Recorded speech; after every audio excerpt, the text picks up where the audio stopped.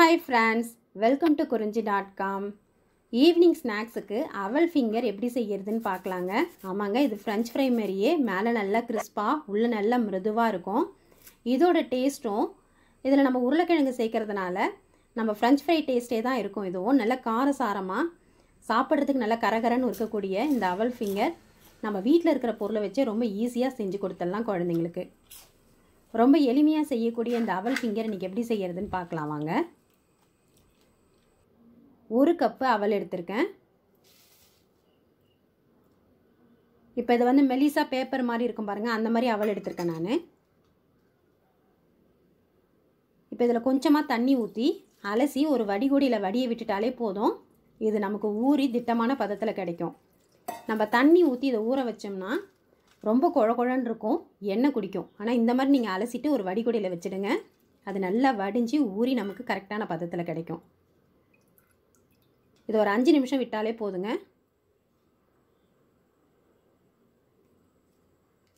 இப்போ நம்மளோட அவல் ரெடி ஆகிடுது. இப்போ இதை ஒரு பாத்திரத்தில் சேர்த்துட்டு இதை நல்லா வந்து பிசைஞ்சிக்குங்க. இந்த அளவுக்கு பிசைஞ்சு எடுத்துக்கலாம். இப்போ இது கூட நல்லா வேக வச்ச ஒரு பெரிய உருளைக்கிழங்கையும் பிசைஞ்சியோ இல்லை திருவியோ எப்படி வேணால் சேர்த்துக்கலாங்க. உருளைக்கிழங்கும் அவளும் நல்லா கலந்து மிக்ஸ் ஆகிற வரைக்கும் பிசைஞ்சு விட்டுடுங்க.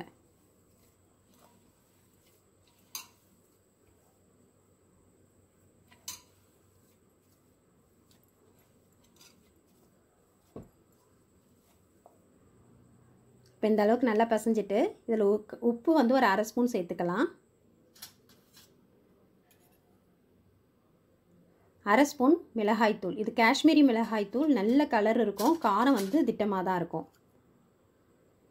1/2 ஸ்பூன் வறுத்து பொடி பண்ண ஜீரகத்தூள்.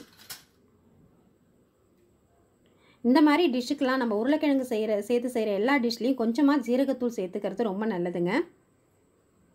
1/2 ஸ்பூன் அளவுக்கு இஞ்சி பூண்டு விழுது. இப்போ நம்ம இதில் கரம் மசாலாலாம் எதுவும் சேர்க்க போகிறதில்ல, இந்த இஞ்சி பூண்டோட டேஸ்ட்டு தான் இதுக்கு ரொம்ப நல்லாயிருக்கும் வாசனையாக. 2 ஸ்பூன் அளவுக்கு பிரெட் க்ரம்ஸ் சேர்த்துருக்கேன். 2 ஸ்பூன் கார்ன்ஃப்ளவர் மாவு.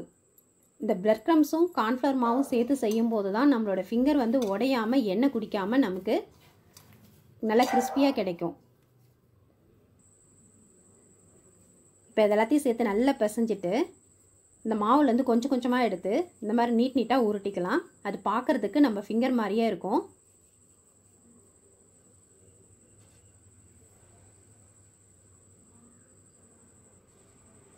ரொம்ப ஈஸியாக நம்ம வீட்டில் இருக்கிற பொருளை வச்சு செஞ்சு கொடுத்துடலாங்க. இப்போ இந்த மாதிரியே எல்லா மாவும் உருட்டி எடுத்துக்கலாம்.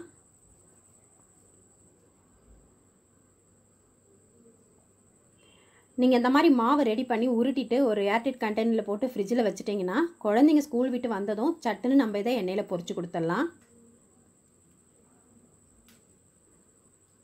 இப்போ இதுக்கு எண்ணெயோட சூடு பார்த்திங்கன்னா மிதமான சூட்டில் வச்சு இந்த ஃபிங்கரெல்லாம் பொரிச்சு எடுத்துடலாம்.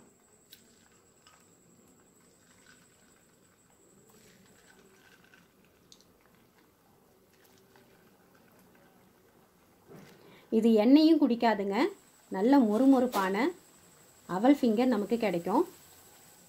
இதை நல்லா திருப்பி விட்டு வேக விட்டுடுங்க.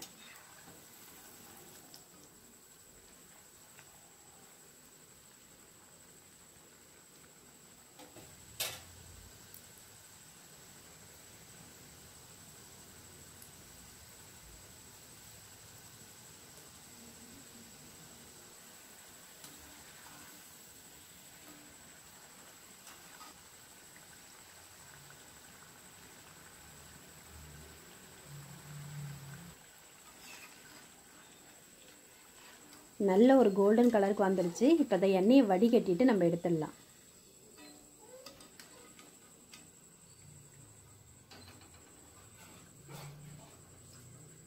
இது பார்க்குறதுக்கு குழந்தைங்களுக்கு பிடிச்ச ஃப்ரெஞ்ச் ஃப்ரை மாதிரியே இருக்குங்க. இதோட டேஸ்ட்டும் அந்த அளவுக்கு இருக்கும், நல்ல காரசாரமாக.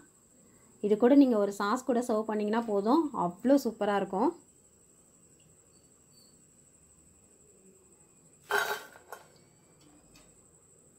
இப்போ இந்த மாதிரியே நம்ம ரெடி பண்ணி வச்சுருக்க எல்லா மாவும் பொரிச்சு எடுத்துடலாம்.